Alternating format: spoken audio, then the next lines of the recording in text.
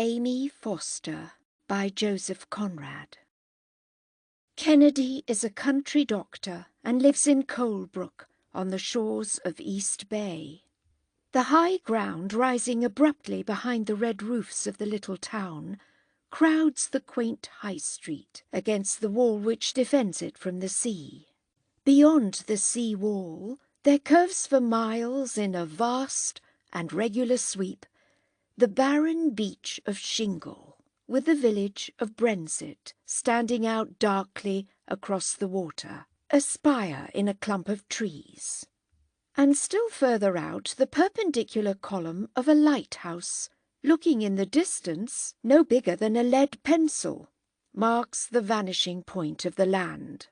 The country at the back of Brenzett is low and flat, but the bay is fairly well sheltered from the seas, and occasionally a big ship, wind-bound or through stress of weather, makes use of the anchoring ground 1.5 miles due north from you, as you stand at the back door of the Ship Inn in Brenzett.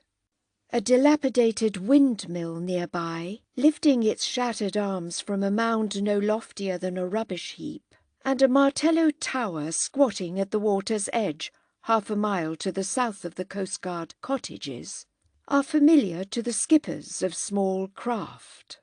These are the official sea marks for the patch of trustworthy bottom, represented on the Admiralty charts by an irregular oval of dots, enclosing several figures 6, with a tiny anchor engraved among them and the legend "Mud and Shells" over all.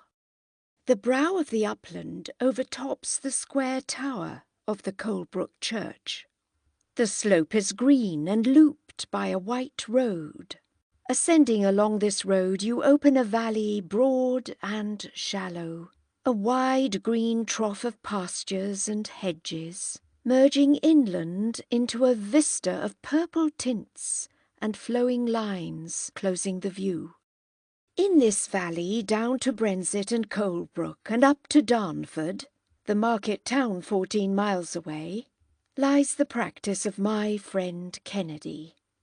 He had begun life as surgeon in the Navy, and afterwards had been the companion of a famous traveller in the days when there were continents with unexplored interiors.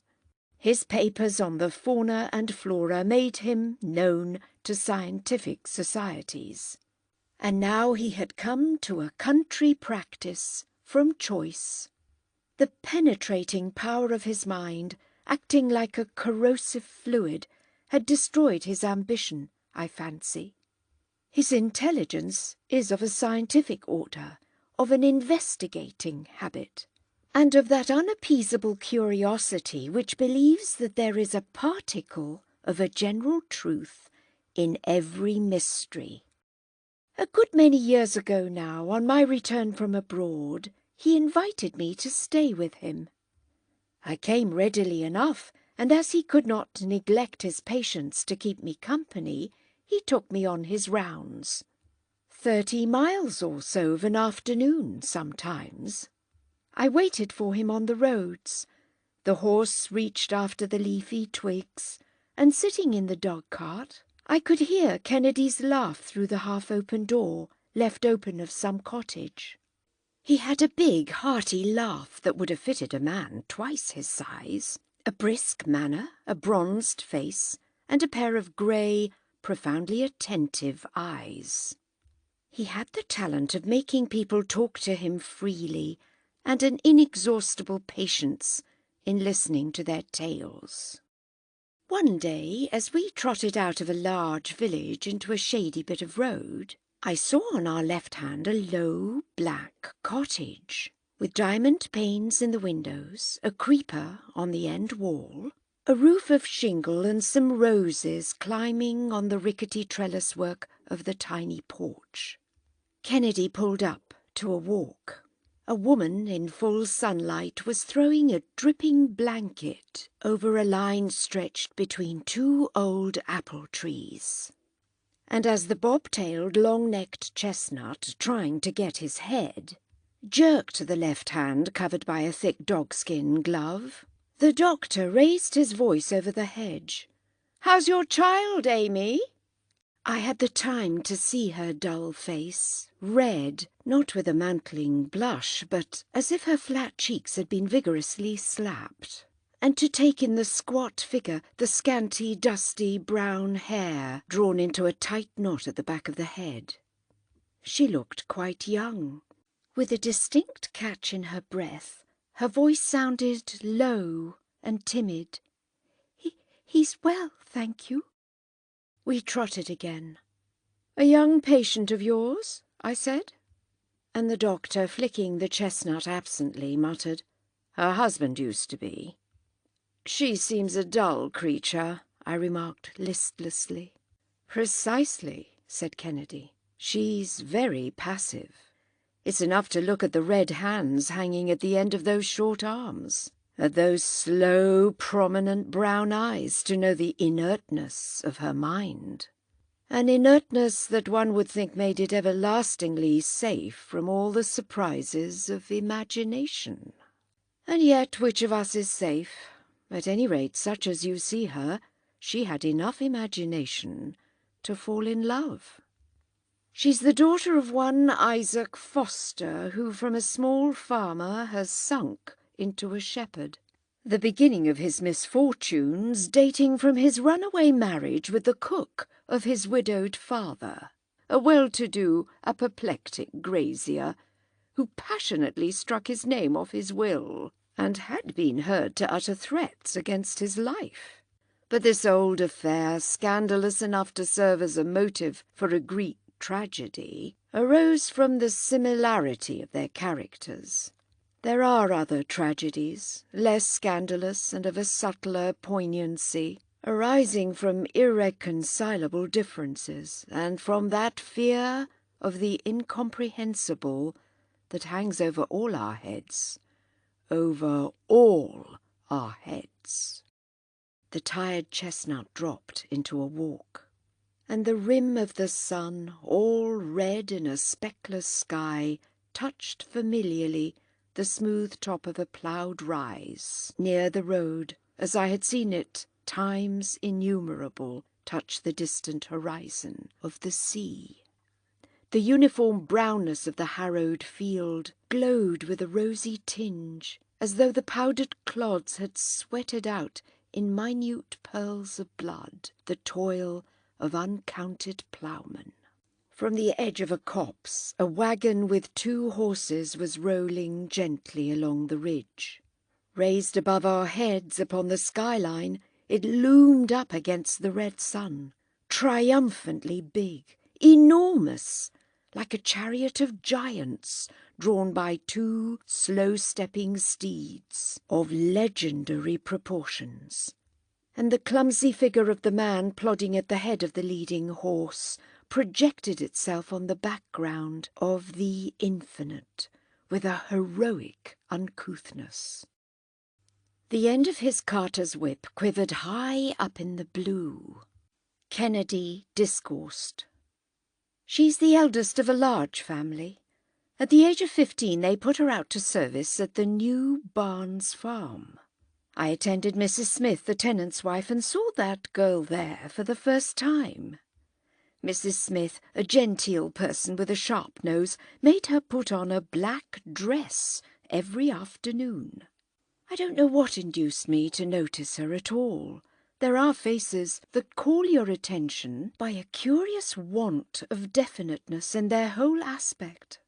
As walking in a mist you peer attentively at a vague shape, which, after all, may be nothing more curious or strange than a signpost. The only peculiarity I perceived in her was a slight hesitation in her utterance, a sort of preliminary stammer which passes away with the first word. When sharply spoken to, she was apt to lose her head at once, but her heart was of the kindest. She had never been heard to express a dislike for a single human being, and she was tender to every living creature. She was devoted to Mrs. Smith, to Mr. Smith, to their dogs, cats, canaries, And as to Mrs. Smith's grey parrot, its peculiarities exercised upon her a positive fascination. Nevertheless, when that outlandish bird, attacked by the cat, shrieked for help in human accents, she ran out into the yard, stopping her ears, and did not prevent the crime. For Mrs. Smith this was another evidence of her stupidity. On the other hand, her want of charm, in view of Smith's well-known frivolousness, was a great recommendation. Her short-sighted eyes would swim with pity for a poor mouse in a trap. And she had been seen once by some boys on her knees in the wet grass, helping a toad in difficulties.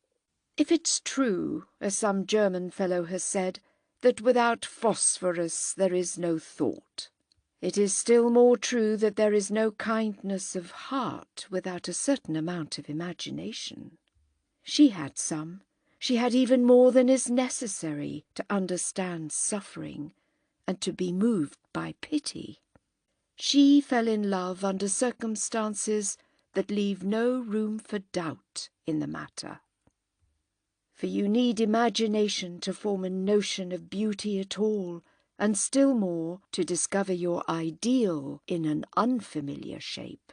How this aptitude came to her, what it did feed upon, is an inscrutable mystery. She was born in the village and had never been further away from it than Colebrook, or perhaps Darnford. She lived for 4 years with the Smiths. New Barnes is an isolated farmhouse a mile away from the road, and she was content to look day after day at the same fields, hollows, rises, at the trees and the hedgerows, at the faces of the 4 men about the farm, always the same, day after day, month after month, year after year. She never showed a desire for conversation, and as it seemed to me, she did not know how to smile. Sometimes, of a fine Sunday afternoon, she would put on her best dress, a pair of stout boots, a large grey hat trimmed with a black feather. I've seen her in that finery. Seize an absurdly slender parasol, climb over 2 stiles, tramp over 3 fields, and along 200 yards of road, never further. There stood Foster's cottage. She would help her mother to give their tea to the younger children, wash up the crockery, kiss the little ones, and go back to the farm. That was all the rest, all the change, all the relaxation. She never seemed to wish for anything more. And then she fell in love. She fell in love silently, obstinately, perhaps helplessly. It came slowly, but when it came, it worked like a powerful spell. It was love as the ancients understood it, an irresistible and fateful impulse, a possession. Yes, it was in her to become haunted and possessed by a face, by a presence, fatally, as though she had been a pagan worshipper of form under a joyous sky, and to be awakened at last from that mysterious forgetfulness of self, from that enchantment, from that transport, by a fear resembling the unaccountable terror of a brute.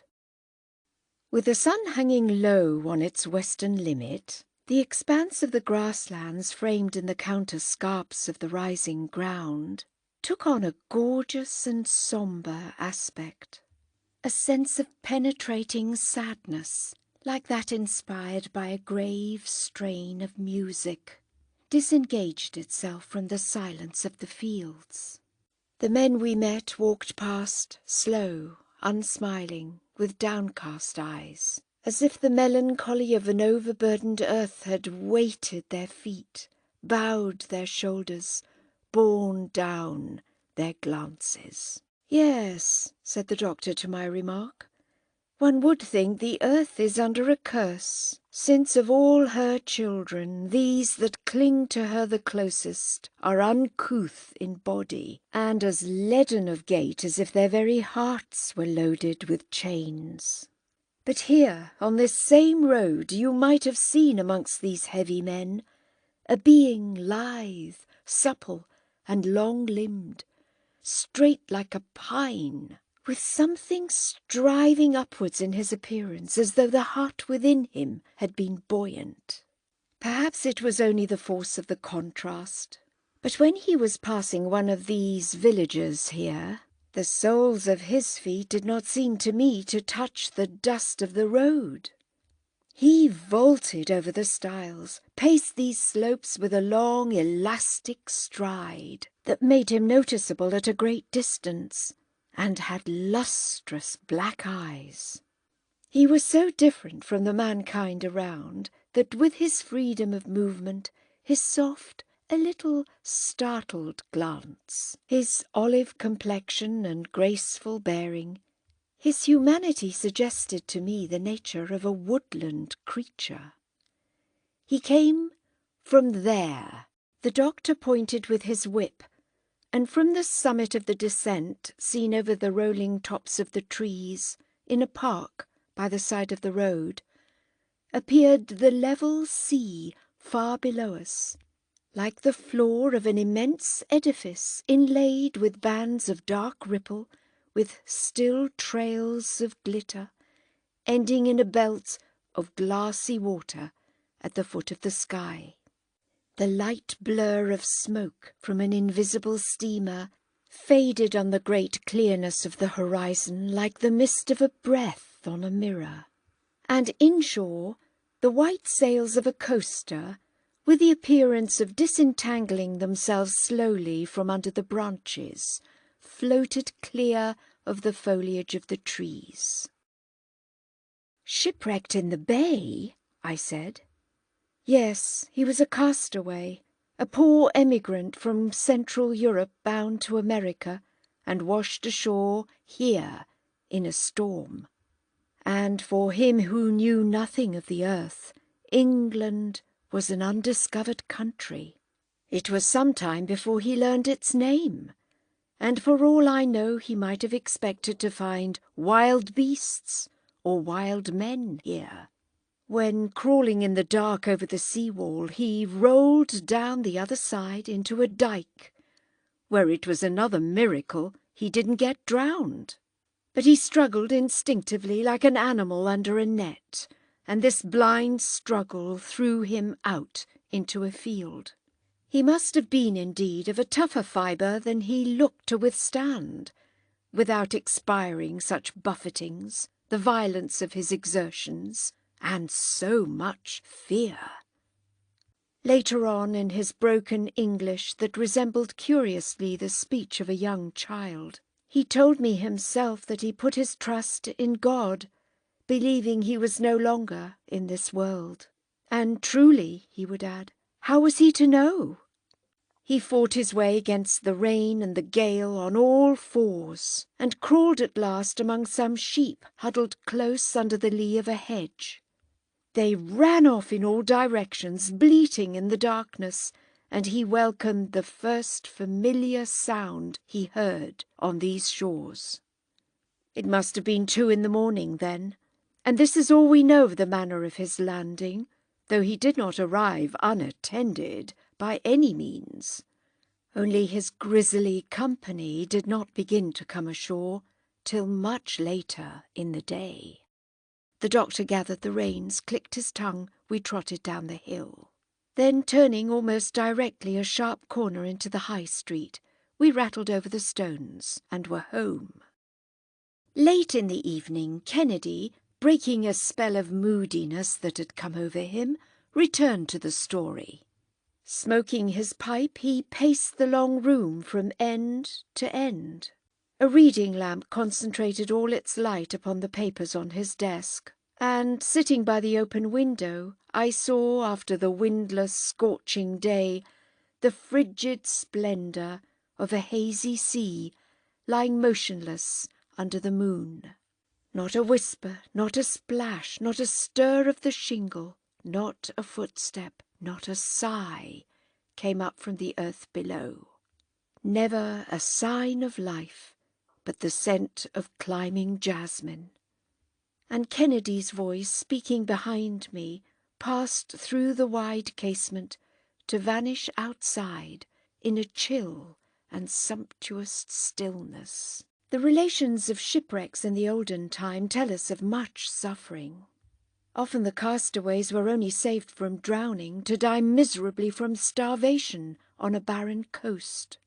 Others suffered violent death or else slavery, passing through years of precarious existence, with people to whom their strangeness was an object of suspicion, dislike, or fear. We read about these things, and they are very pitiful.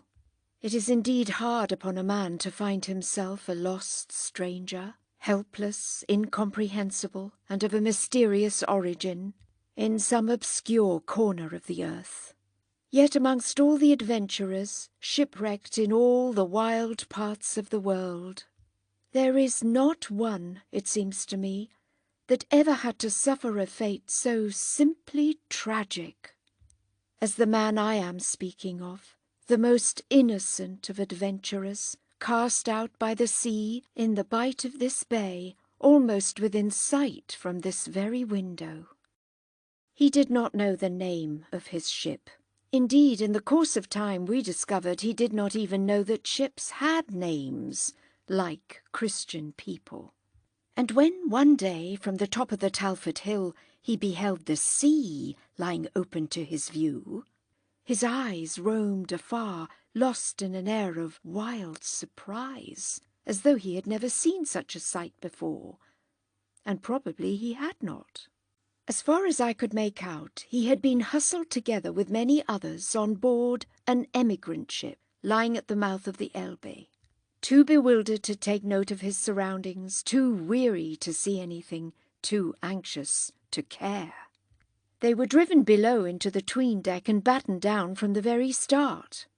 It was a low, timbered dwelling, he would say, with wooden beams overhead, like the houses in his country, but you went into it down a ladder. It was very large, very cold, damp and sombre, with places in the manner of wooden boxes where people had to sleep, one above another, and it kept on rocking always at once, all the time. He crept into one of these boxes and laid down there in the clothes in which he had left his home many days before, keeping his bundle and his stick by his side. People groaned, children cried, water dripped, the lights went out. The walls of the place creaked and everything was being shaken, so that in one's little box one dared not lift one's head. He had lost touch with his only companion, a young man from the same valley, he said. And all the time a great noise of wind went on outside, and heavy blows fell, boom, boom. An awful sickness overcame him, even to the point of making him neglect his prayers. Besides, one could not tell whether it was morning or evening. It seemed always to be night in that place. Before that, he had been travelling a long, long time on the iron track. He looked out of the window, which had a wonderfully clear glass in it, and the trees, the houses, the fields, and the long roads seemed to fly round and round about him till his head swam. He gave me to understand that he had on his passage beheld uncounted multitudes of people, whole nations, all dressed in such clothes as the rich wear. Once he was made to get out of the carriage and slept through a night on a bench in a house of bricks with his bundle under his head. And once for many hours he had to sit on a floor of flat stones, dozing, with his knees up and with his bundle between his feet. There was a roof over him which seemed made of glass and was so high that the tallest mountain pine he had ever seen would have had room to grow under it. Steam machines rolled in at one end and out at the other. People swarmed more than you can see on a feast day round the miraculous holy image in the yard of the Carmelite convent down in the plains, where, before he left his home, he drove his mother in a wooden cart, a pious old woman who wanted to offer prayers and make a vow for his safety.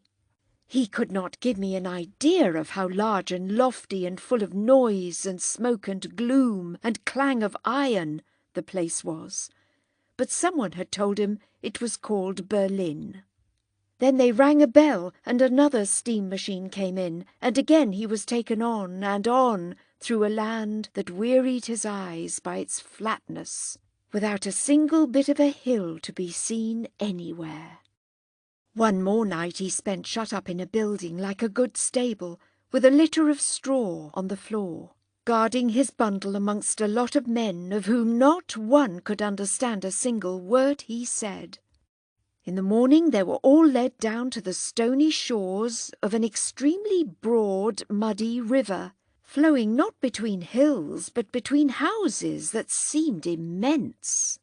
There was a steam machine that went on the water, and they all stood upon it packed tight, only now there were with them many women and children who made much noise. A cold rain fell, the wind blew in his face. He was wet through, and his teeth chattered. He and the young man from the same valley took each other by the hand. They thought they were being taken to America straight away, but suddenly the steam machine bumped against the side of a thing like a house on the water. The walls were smooth and black, and there uprose, growing from the roof as it were, bare trees in the shape of crosses, extremely high. That's how it appeared to him then, for he had never seen a ship before. This was the ship that was going to swim all the way to America. Voices shouted, everything swayed, there was a ladder dipping up and down. He went up on his hands and knees in mortal fear of falling into the water below, which made a great splashing. He got separated from his companion, and when he descended into the bottom of that ship, his heart seemed to melt suddenly within him.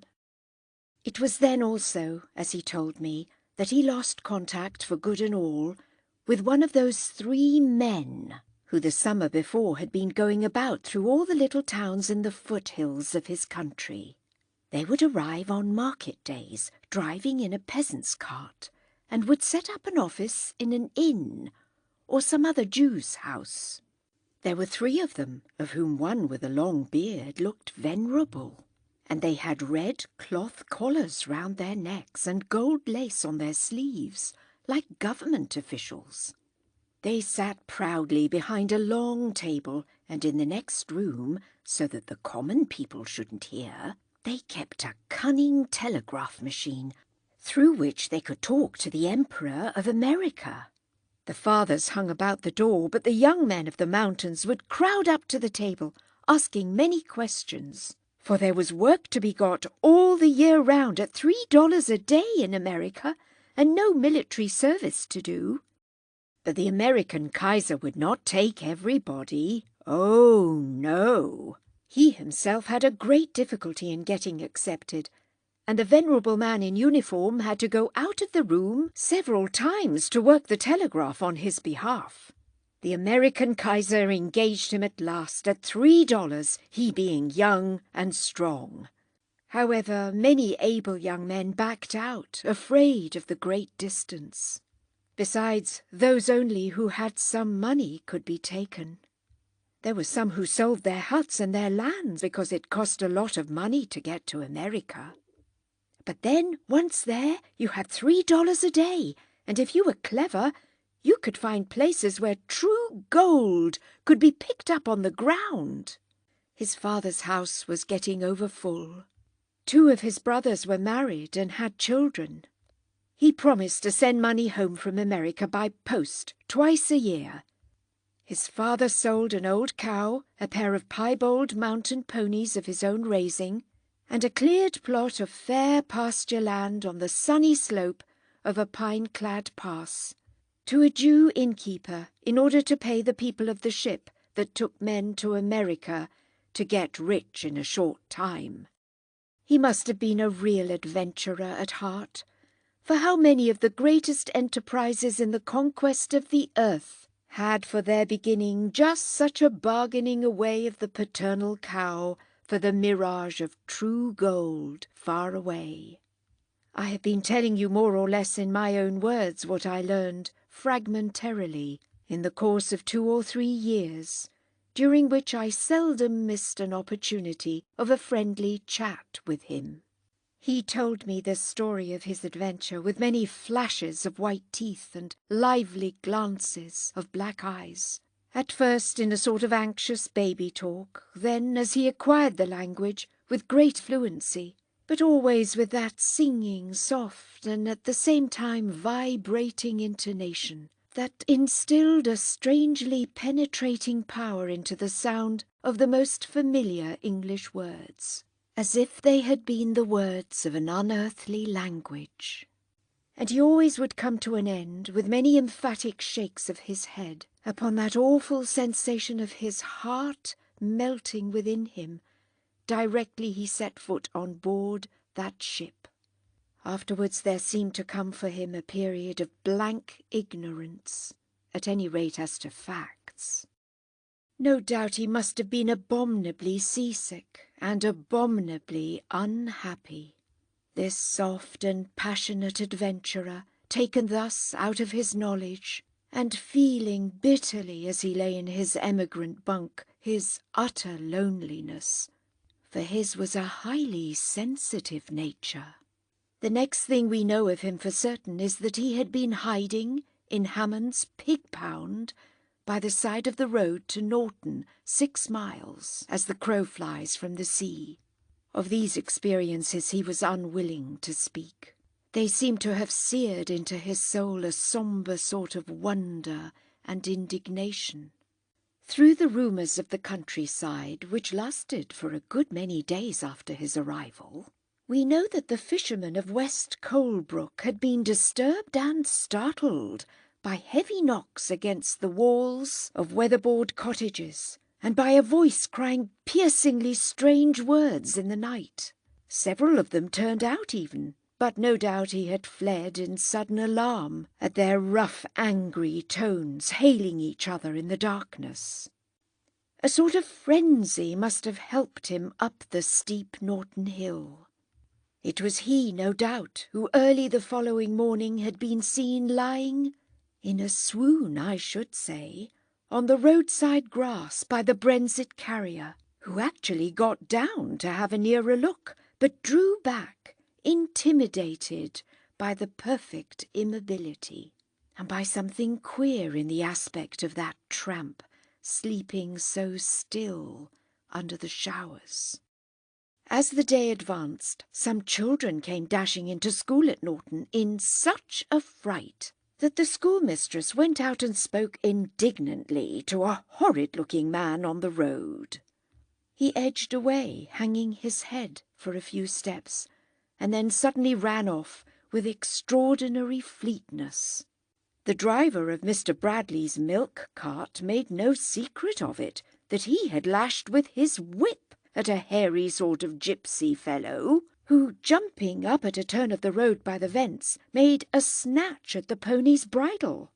And he caught him a good one, too, right over the face, he said, that made him drop down in the mud a jolly sight quicker than he had jumped up.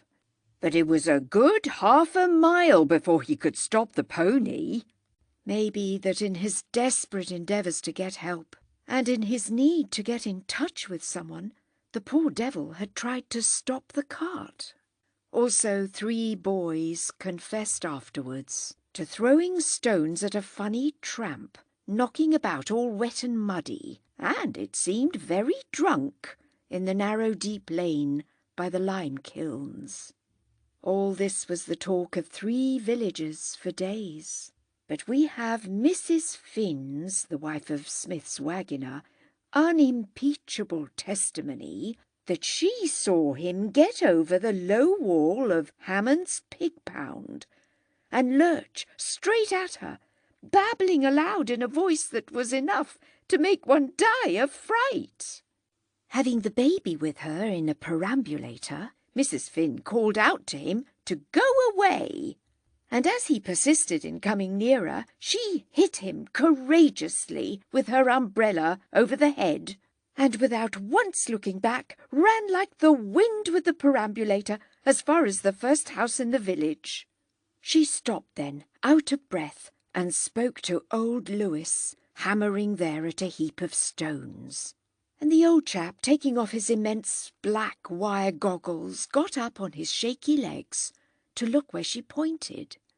Together they followed with their eyes the figure of the man running over a field. They saw him fall down, pick himself up, and run on again, staggering and waving his long arms above his head in the direction of the new Barnes farm. From that moment he is plainly in the toils of his obscure and touching destiny. There is no doubt after this of what happened to him. All is certain now. Mrs. Smith's intense terror, Amy Foster's stolid conviction held against the other's nervous attack that the man meant no harm. Smith's exasperation on his return from Darnford Market at finding the dog barking himself into a fit, the back door locked, his wife in hysterics. And all for an unfortunate dirty tramp, supposed to be even then lurking in his stackyard. Was he? He would teach him to frighten women. Smith is notoriously hot-tempered, but the sight of some nondescript and miry creature sitting cross-legged amongst a lot of loose straw and swinging itself to and fro like a bear in a cage made him pause. Then this tramp stood up silently before him, one mass of mud and filth from head to foot. Smith, alone amongst his stacks with this apparition, in the stormy twilight ringing with the infuriated barking of the dog, felt the dread of an inexplicable strangeness. But when that being, parting with his black hands the long matted locks that hung before his face, as you part the two halves of a curtain, looked out at him with glistening, wild, black and white eyes, the weirdness of this silent encounter fairly staggered him. He had admitted since, for the story has been a legitimate subject of conversation about here for years, that he made more than one step backwards. Then a sudden burst of rapid, senseless speech persuaded him at once that he had to do with an escaped lunatic. In fact, that impression never wore off completely. Smith has not in his heart given up his secret conviction of the man's essential insanity to this very day. As the creature approached him, jabbering in a most discomposing manner, Smith, unaware that he was being addressed as gracious lord and adjured in God's name to afford food and shelter, kept on speaking firmly but gently to it, and retreating all the time into the other yard. At last, watching his chance, by a sudden charge he bundled him headlong into the wood-lodge and instantly shot the bolt. Thereupon he wiped his brow, though the day was cold.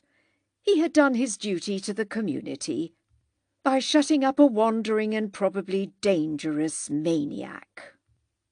Smith isn't a hard man at all, but he had room in his brain only for that one idea of lunacy. He was not imaginative enough to ask himself whether the man might not be perishing with cold and hunger. Meantime, at first, the maniac made a great deal of noise in the lodge. Mrs. Smith was screaming upstairs, where she had locked herself in her bedroom. But Amy Foster sobbed piteously at the kitchen door, wringing her hands and muttering, "Don't, don't." I dare say Smith had a rough time of it that evening with one noise and another, and this insane, disturbing voice crying obstinately through the door only added to his irritation. He couldn't possibly have connected this troublesome lunatic with the sinking of a ship in East Bay, of which there had been a rumour in the Darnford marketplace. And I dare say the man inside had been very near to insanity on that night. before his excitement collapsed and he became unconscious. He was throwing himself violently about in the dark, rolling on some dirty sacks, and biting his fists with rage, cold, hunger, amazement, and despair. He was a mountaineer of the eastern range of the Carpathians, and the vessel sunk the night before in East Bay was the Hamburg emigrant ship, Herzogin Sophia Dorothea, of appalling memory. A few months later we could read in the papers the accounts of the bogus emigration agencies among the Sclavonian peasantry in the more remote provinces of Austria. The object of these scoundrels was to get hold of the poor ignorant people's homesteads, and they were in league with the local usurers. They exported their victims through Hamburg mostly. As to the ship, I had watched her out of this very window, reaching close-hauled under short canvas into the bay on a dark, threatening afternoon. She came to an anchor correctly by the chart of the Brenzett Coast Guard station. I remember, before the night fell, looking out again at the outlines of her spars and rigging, that stood out dark and pointed on a background of ragged, slaty clouds, like another and a slighter spire to the left of the Brenzett church tower. In the evening the wind rose. At midnight I could hear in my bed the terrific gusts and the sounds of a driving deluge. About that time the Coast Guardsmen thought they saw the lights of a steamer over the anchoring ground. In a moment they vanished. But it is clear that another vessel of some sort had tried for shelter in the bay on that awful blind night, had rammed the German ship amidships, a breach, as one of the divers told me afterwards, that you could sail a Thames barge through, and then had gone out, either scatheless or damaged, who shall say, but had gone out, unknown, unseen, and fatal, to perish mysteriously at sea. Of her nothing ever came to light, and yet the hue and cry that was raised all over the world would have found her out if she had been in existence anywhere on the face of the waters. A completeness without a clue, and a stealthy silence as of a neatly executed crime characterized this murderous disaster, which, as you may remember, had its gruesome celebrity. The wind would have prevented the loudest outcries from reaching the shore. There had been evidently no time for signals of distress. It was death without any sort of fuss. The Hamburg ship, filling all at once, capsized as she sank, and at daylight there was not even the end of a spar to be seen above water. She was missed, of course, and at first the coastguardsmen surmised that she had either dragged her anchor or parted her cable some time during the night and had been blown out to sea. Then, after the tide turned, the wreck must have shifted a little and released some of the bodies, because a child, a little fair-haired child in a red frock, came ashore abreast of the Martello Tower.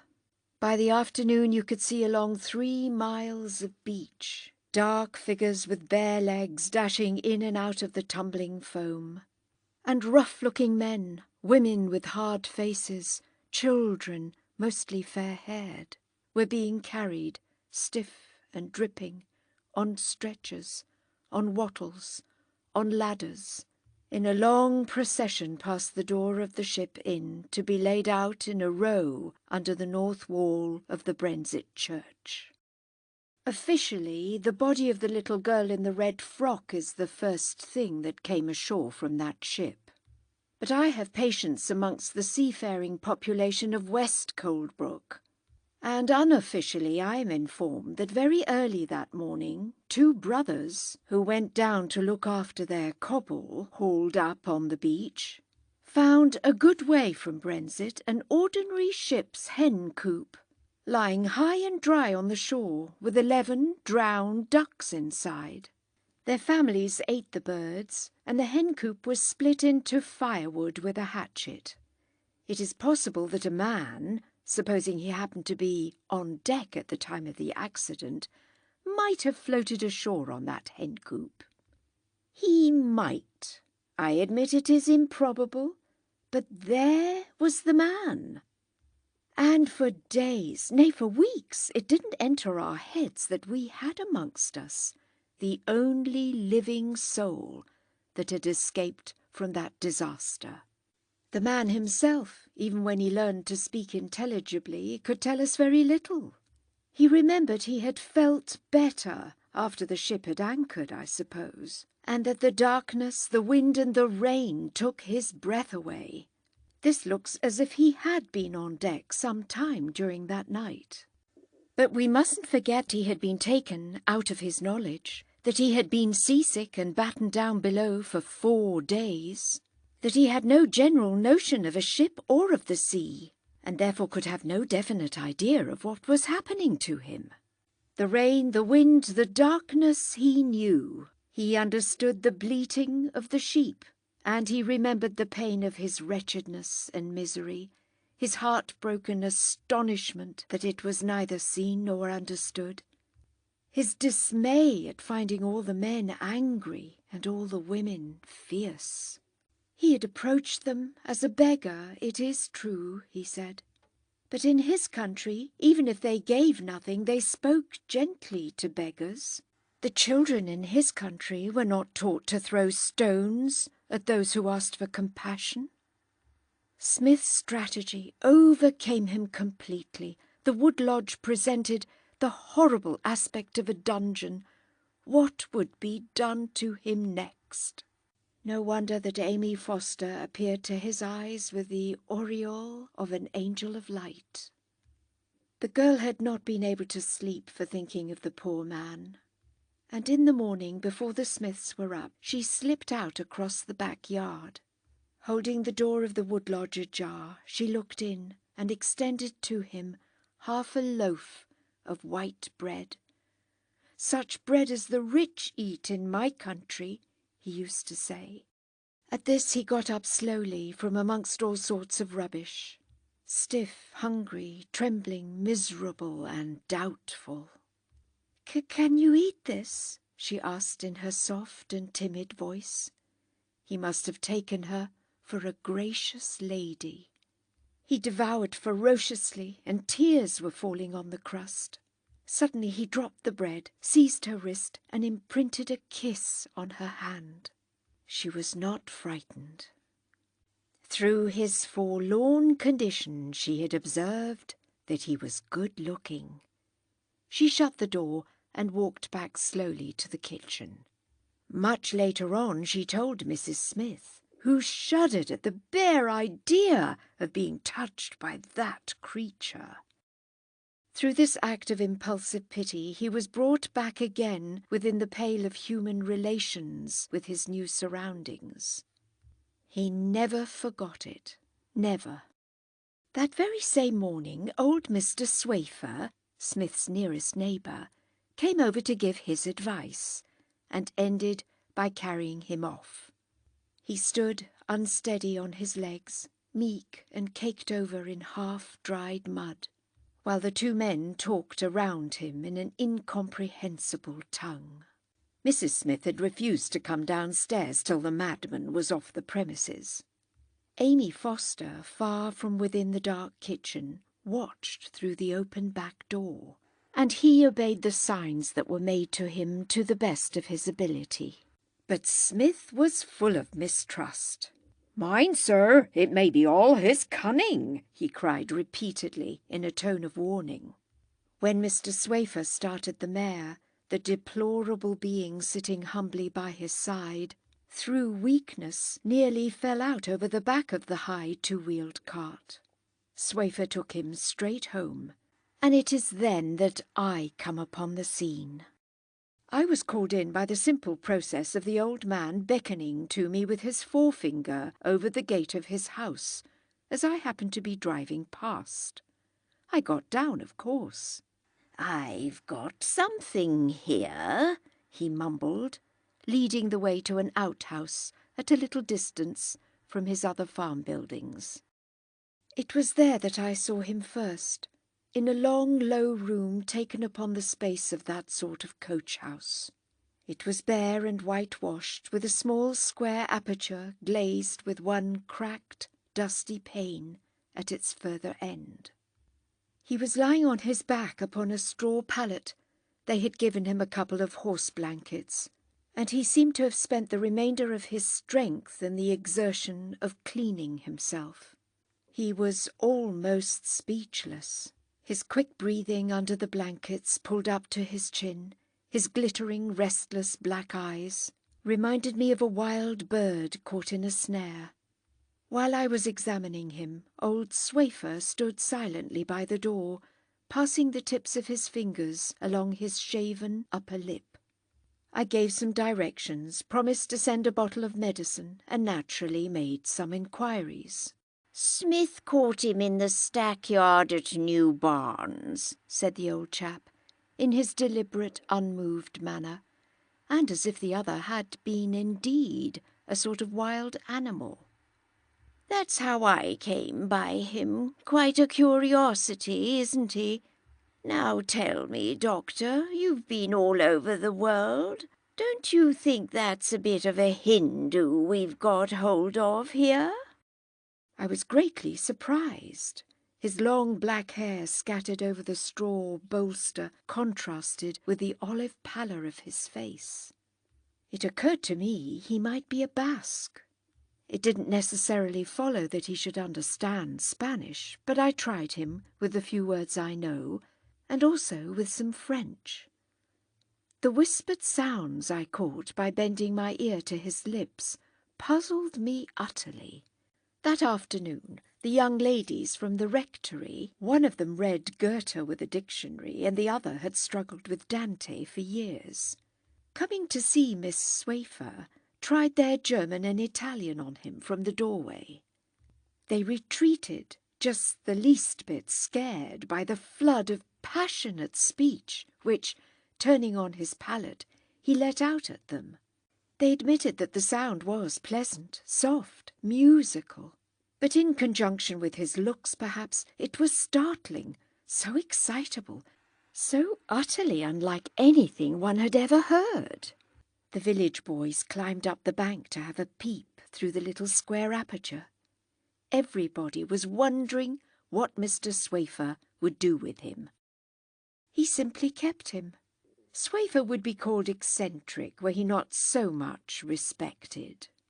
They will tell you that Mr. Swafer sits up as late as 10 o'clock at night to read books. And they will tell you also that he can write a cheque for £200 without thinking twice about it. He himself would tell you that the Swafers had owned land between this and Darnford for these 300 years. He must be 85 today, but he does not look a bit older than when I first came here. He's a great breeder of sheep and deals extensively in cattle. He attends market days for miles around in every sort of weather, and drives sitting bowed low over the reins, his lank grey hair curling over the collar of his warm coat and with a green plaid rug round his legs. The calmness of advanced age gives a solemnity to his manner. He is clean-shaved, his lips are thin and sensitive. Something rigid and monarchal in the set of his features lends a certain elevation to the character of his face. He has been known to drive miles in the rain to see a new kind of rose in somebody's garden, or a monstrous cabbage grown by a cottager. He loves to hear tell of or to be shown something that he calls outlandish. Perhaps it was just that outlandishness of the man which influenced old Swafer. Perhaps it was only an inexplicable caprice. All I know is that at the end of 3 weeks I caught sight of Smith's lunatic digging in Swafer's kitchen garden. They had found out he could use a spade. He dug barefooted, His black hair flowed over his shoulders. I suppose it was Swafer who had given him the striped old cotton shirt. But he wore still the national brown cloth trousers in which he had been washed ashore, fitting to the leg almost like tights, was belted with a broad leathern belt studded with little brass discs, and had never yet ventured into the village. The land he looked upon seemed to him kept neatly, like the grounds round a landowner's house. The size of the cart horses struck him with astonishment. The roads resembled garden walks, and the aspect of the people, especially on Sundays, spoke of opulence. He wondered what made them so hard-hearted and their children so bold. He got his food at the back door, carried it in both hands carefully to his outhouse, and sitting alone on his pallet would make the sign of the cross before he began. Beside the same pallet, kneeling in the early darkness of the short days, he recited aloud the Lord's Prayer before he slept. Whenever he saw old Swafer, he would bow with veneration from the waist, and stand erect while the old man, with his fingers over his upper lip, surveyed him silently. He bowed also to Miss Swafer, who kept house frugally for her father, a broad-shouldered, big-boned woman of 45, with the pocket of her dress full of keys and a grey, steady eye. She was church, as people said, while her father was one of the trustees of the Baptist chapel, and wore a little steel cross at her waist. She dressed severely in black, in memory of one of the innumerable Bradleys of the neighbourhood to whom she had been engaged some 25 years ago, a young farmer who broke his neck out hunting on the eve of the wedding day. She had the unmoved countenance of the deaf, spoke very seldom, and her lips, thin like her father's, astonished one sometimes by a mysteriously ironic curl. These were the people to whom he owed allegiance, and an overwhelming loneliness seemed to fall from the leaden sky of that winter without sunshine. All the faces were sad. He could talk to no one and had no hope of ever understanding anybody. It was as if these had been the faces of people from the other world, dead people, he used to tell me years afterwards. Upon my word, I wonder he did not go mad. He didn't know where he was, somewhere very far from his mountains, somewhere over the water. Was this America, he wondered? If it hadn't been for the steel cross at Miss Swafer's belt, he would not, he confessed, have known whether he was in a Christian country at all. He used to cast stealthy glances at it and feel comforted. There was nothing here the same as in his country. The earth and the water were different. There were no images of the Redeemer by the roadside. The very grass was different, and the trees. All the trees, but the 3 old Norway pines on the bit of lawn before Swafer's house, and these reminded him of his country. He had been detected once after dusk, with his forehead against the trunk of one of them, sobbing and talking to himself. They had been like brothers to him at that time, he affirmed. Everything else was strange. Conceive you the kind of an existence overshadowed, oppressed by the everyday material appearances, as if by the visions of a nightmare. At night, when he could not sleep, he kept on thinking of the girl who gave him the first piece of bread he had eaten in this foreign land. She had been neither fierce nor angry nor frightened. Her face, he remembered, as the only comprehensible face amongst all these faces that were as closed, as mysterious, and as mute as the faces of the dead, who are possessed of a knowledge beyond the comprehension of the living. I wonder whether the memory of her compassion prevented him from cutting his throat.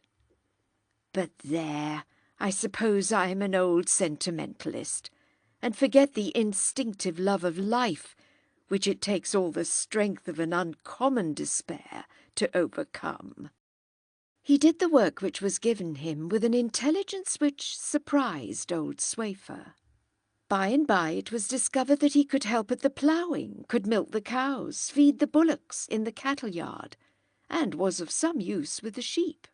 He began to pick up words too, very fast, and suddenly, one fine morning in spring, he rescued from an untimely death a grandchild of old Swafer. Swafer's younger daughter is married to Wilcox, a solicitor and the town clerk of Colebrook. Regularly, twice a year, they come to stay with the old man for a few days. Their only child, a little girl not 3 years old at the time, ran out of the house alone in her little white pinafore, and, toddling across the grass of a terraced garden, pitched herself over a low wall, head first, into the horse pond in the yard below. Our man was out with the waggoner and the plough in the field nearest to the house, and as he was leading the team round to begin a fresh furrow, he saw through the gap of the gate what for anybody else would have been a mere flutter of something white. But he had straight-glancing, quick, far-reaching eyes that only seemed to flinch and lose their amazing power before the immensity of the sea. He was barefooted and looking as outlandish as the heart of Swafer could desire. Leaving the horses on the turn, to the inexpressible disgust of the waggoner, he bounded off, going over the ploughed ground in long leaps, and suddenly appeared before the mother, thrust the child into her arms, and strode away. The pond was not very deep, but still, if he had not had such good eyes, the child would have perished, miserably suffocated in the foot or so of sticky mud at the bottom. Old Swafer walked out slowly into the field, waited till the plough came over to his side, had a good look at him, and without saying a word, went back to the house. But from that time they laid out his meals on the kitchen table, and at first Miss Swafer, all in black and with an inscrutable face, would come and stand in the doorway of the living room to see him make a big sign of the cross before he fell to. I believe that from that day, too, Swafer began to pay him regular wages. I can't follow step by step his development. He cut his hair short, was seen in the village and along the road, going to and fro to his work like any other man. Children ceased to shout after him. He became aware of social differences, but remained for a long time surprised at the bare poverty of the churches among so much wealth. He couldn't understand either why they were kept shut up on weekdays. There was nothing to steal in them. Was it to keep people from praying too often? The rectory took much notice of him about that time, and I believe the young ladies attempted to prepare the ground for his conversion.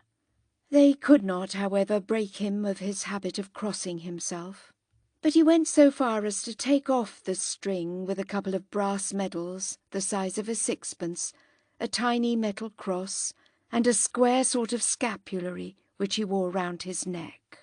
He hung them on the wall by the side of his bed, and he was still to be heard every evening, reciting the Lord's Prayer in incomprehensible words, and in a slow, fervent tone, as he had heard his old father do at the head of all the kneeling family, big and little, on every evening of his life. And though he wore corduroys at work and a slop-made pepper-and-salt suit on Sundays, strangers would turn round to look after him on the road. His foreignness had a peculiar and indelible stamp. At last people became used to see him, but they never became used to him. His rapid, skimming walk, his swarthy complexion, his hat cocked on the left ear, his habit on warm evenings of wearing his coat over one shoulder, like a hussar's dolman, his manner of leaping over the stiles, not as a feat of agility, but in the ordinary course of progression. All these peculiarities were, as one may say, so many causes of scorn and offence to the inhabitants of the village. They wouldn't, in their dinner hour, lie flat on their backs on the grass to stare at the sky. Neither did they go about the fields screaming dismal tunes. Many times have I heard his high-pitched voice from behind the ridge of some sloping sheep-walk, a voice light and soaring like a lark's, but with a melancholy human note, over our fields that hear only the song of birds, and I should be startled myself. Ah, he was different, innocent of heart and full of goodwill, which nobody wanted, this castaway, that, like a man transplanted into another planet, was separated by an immense space from his past, and by an immense ignorance from his future. His quick, fervent utterance positively shocked everybody. An excitable devil, they called him.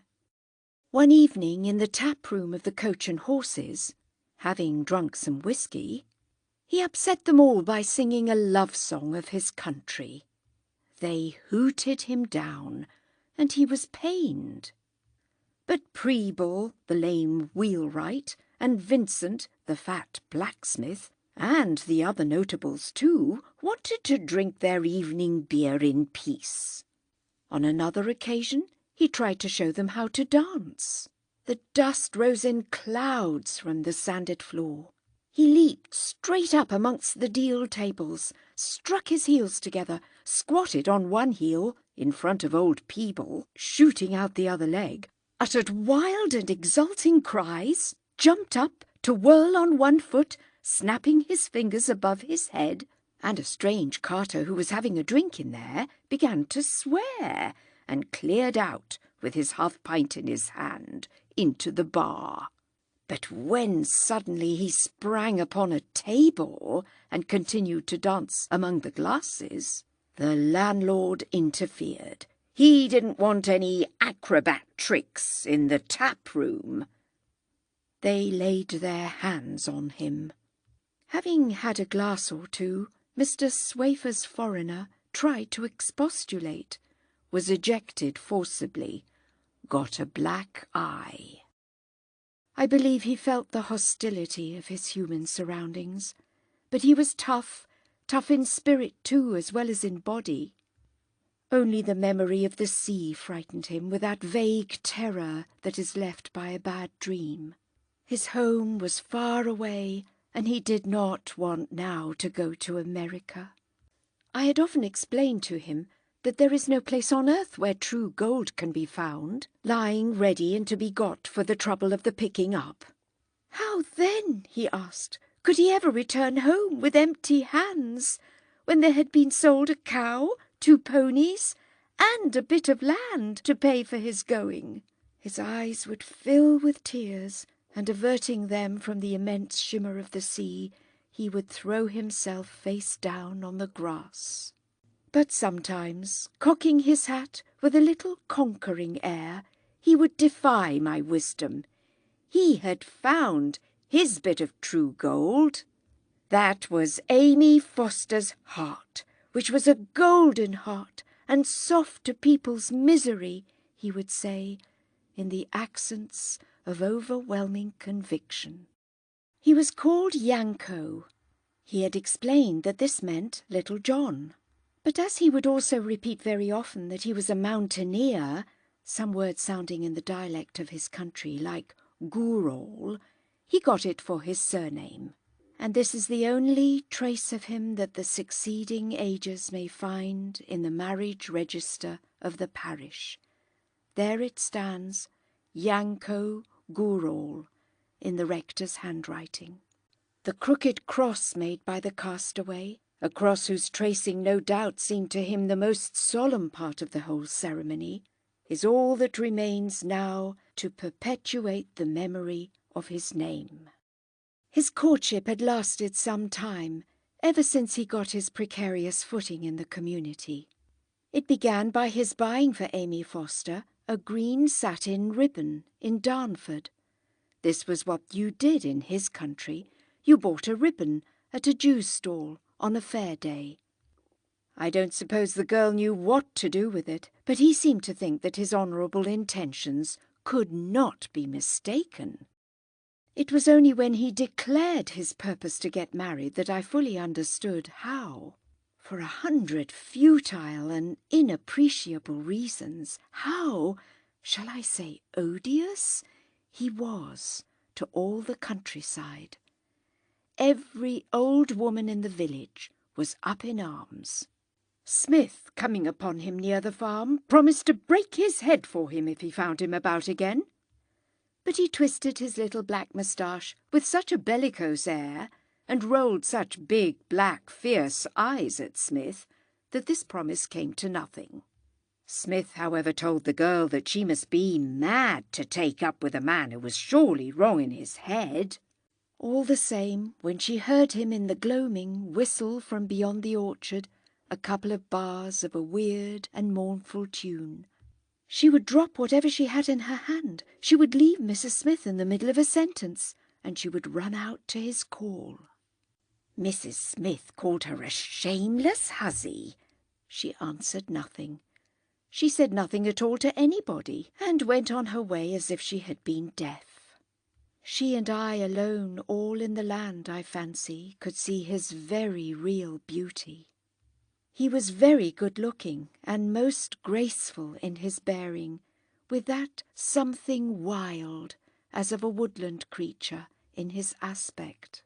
Her mother moaned over her dismally whenever the girl came to see her on her day out. The father was surly, but pretended not to know. And Mrs. Finn once told her plainly that "This man, my dear, will do you some harm some day yet."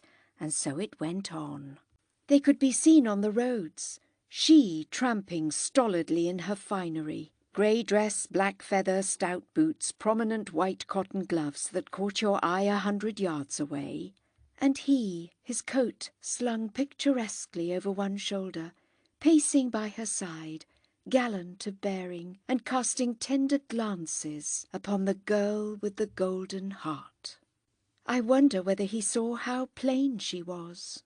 Perhaps among types so different from what he had ever seen, he had not the power to judge. Or perhaps he was seduced by the divine quality of her pity. Yanko was in great trouble meantime. In his country, you get an old man for an ambassador in marriage affairs. He did not know how to proceed. However, one day in the midst of sheep in a field, he was now Swafer's under-shepherd with Foster, he took off his hat to the father and declared himself humbly. "I dare say she's fool enough to marry you," was all Foster said. And then, he used to relate, he puts his hat on his head, looks black at me as if he wanted to cut my throat, whistles the dog, and off he goes, leaving me to do the work. The Fosters, of course, didn't like to lose the wages the girl earned. Amy used to give all her money to her mother. But there was in Foster a very genuine aversion to that match. He contended that the fellow was very good with sheep, but was not fit for any girl to marry. For one thing, he used to go along the hedges muttering to himself like a damn fool.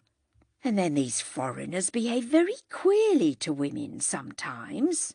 And perhaps he would want to carry her off somewhere, or run off himself. It was not safe.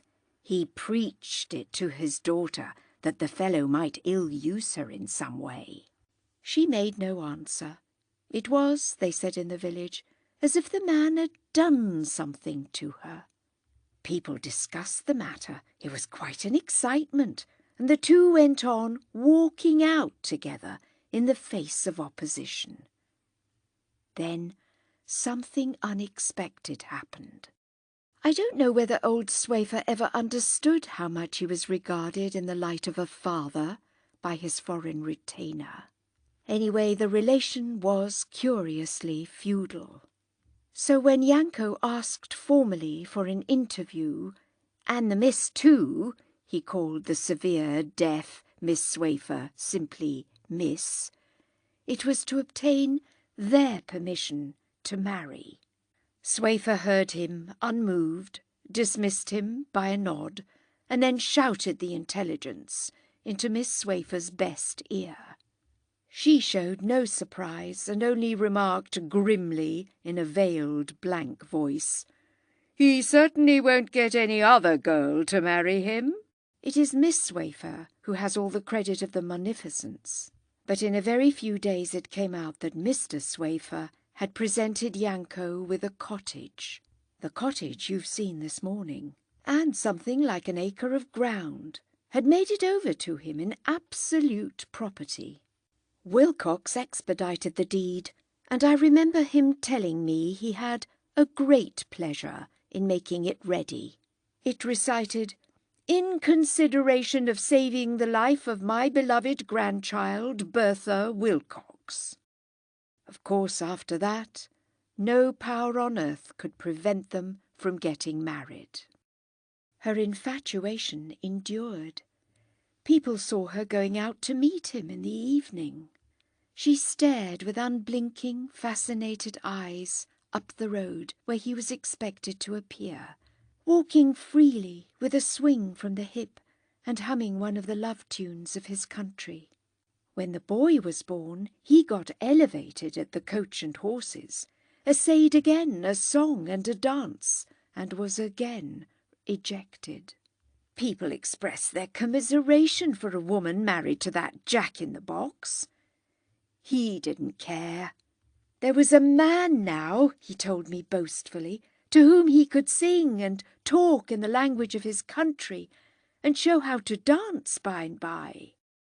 But I don't know. To me he appeared to have grown less springy of step, heavier in body, less keen of eye.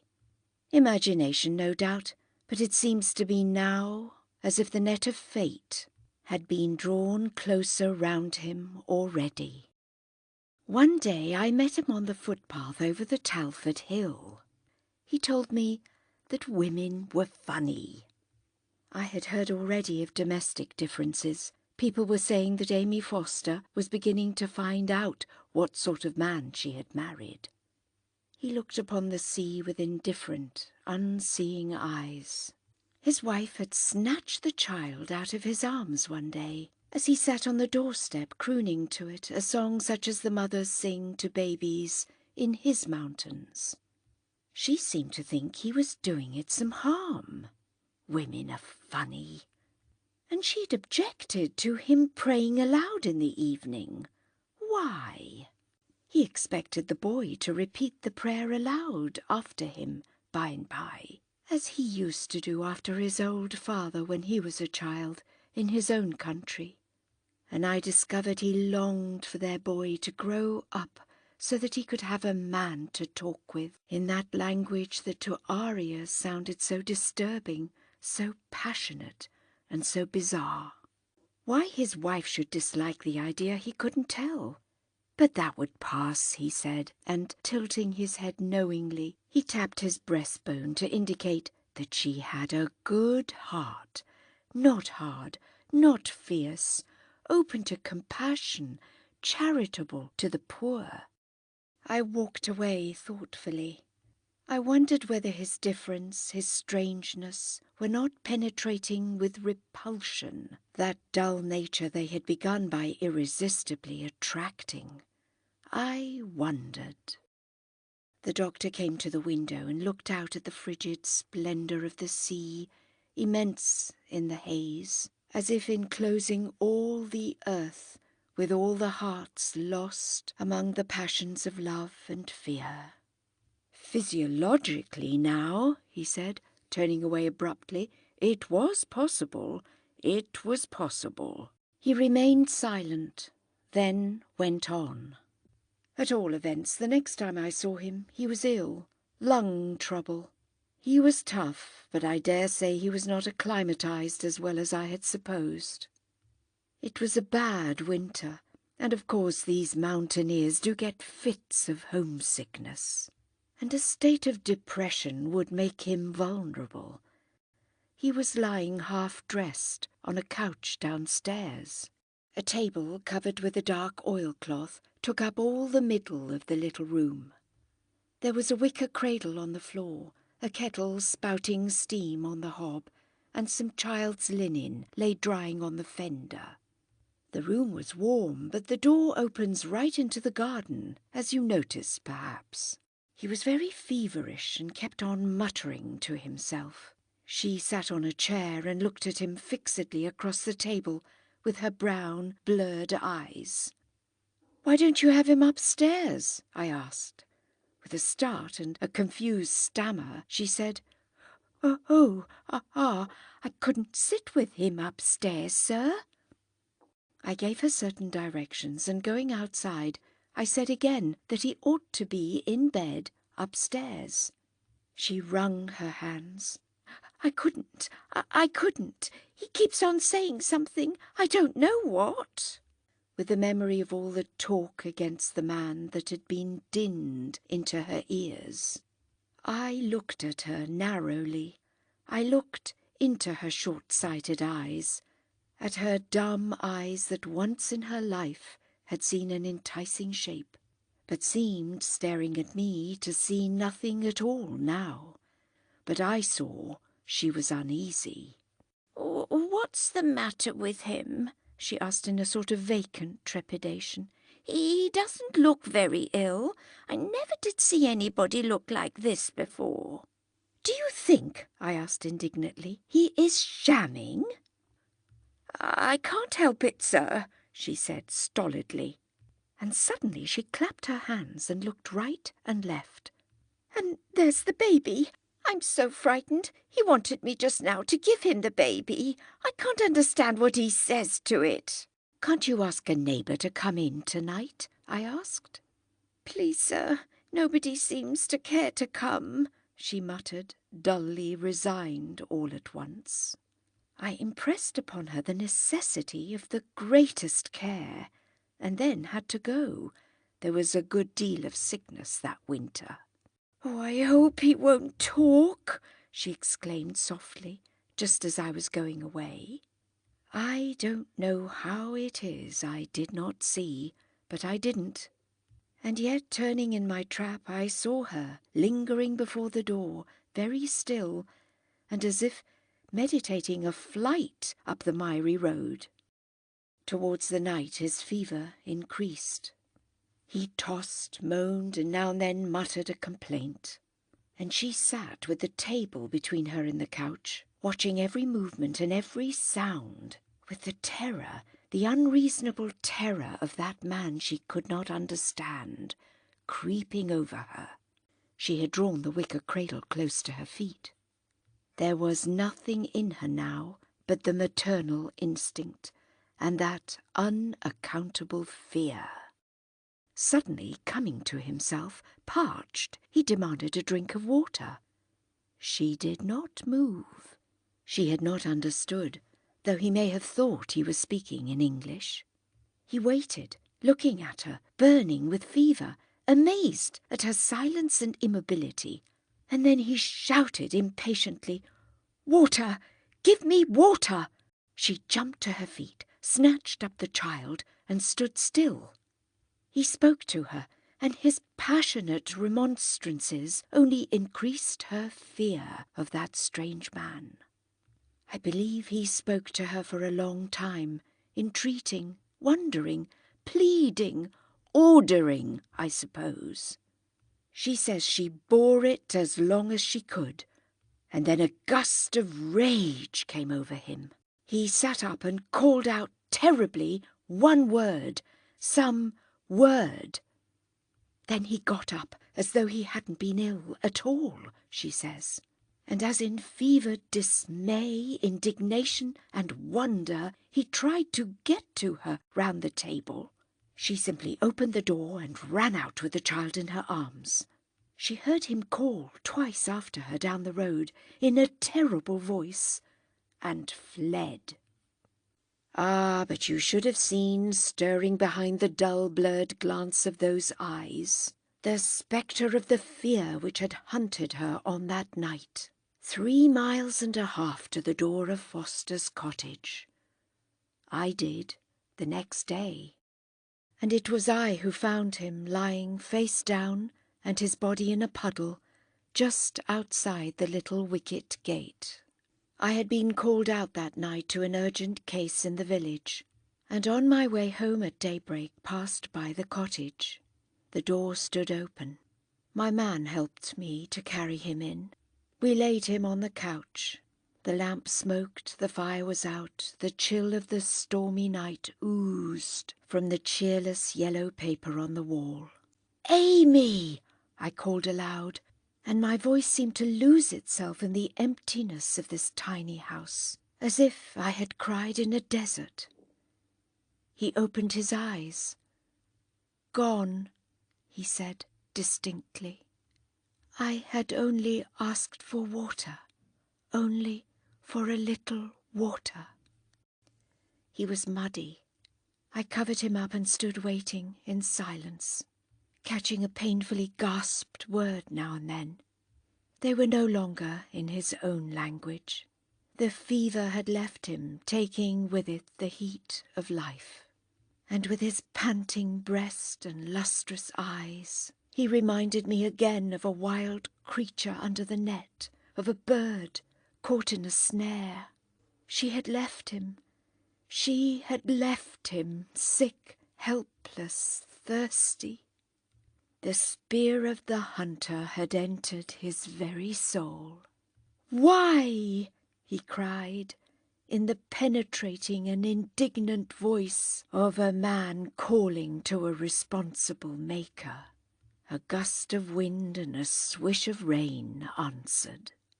And as I turned away to shut the door, he pronounced the word "merciful," and expired. Eventually, I certified heart failure as the immediate cause of death.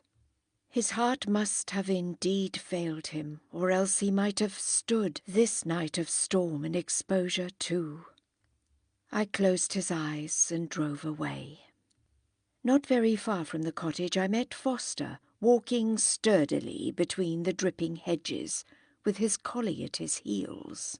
"Do you know where your daughter is?" I asked. "Don't I?" he cried. "I'm going to talk to him a bit, frightening a poor woman like this." "He won't frighten her any more," I said. "He is dead. He struck with his stick at the mud. And there's the child." Then, after thinking deeply for a while, "I don't know that it isn't for the best." That's what he said, and she says nothing at all now. Not a word of him. Never. Is his image as utterly gone from her mind as his lithe and striding figure, his carolling voice, are gone from our fields? He is no longer before her eyes to excite her imagination into a passion of love or fear, and his memory seems to have vanished from her dull brain as a shadow passes away upon a white screen. She lives in the cottage and works for Miss Swafer. She is Amy Foster for everybody, and the child is Amy Foster's boy. She calls him Johnny, which means Little John. It is impossible to say whether this name recalls anything to her. Does she ever think of the past? I have seen her hanging over the boy's cot in a very passion of maternal tenderness. The little fellow was lying on his back, a little frightened at me, but very still, with his big black eyes, with his fluttered air of a bird in a snare. And looking at him, I seemed to see again the other one, the father, cast out mysteriously by the sea to perish in the supreme disaster of loneliness and despair. If you like the video, put a like, subscribe to the channel and click on the bell to not miss our new videos.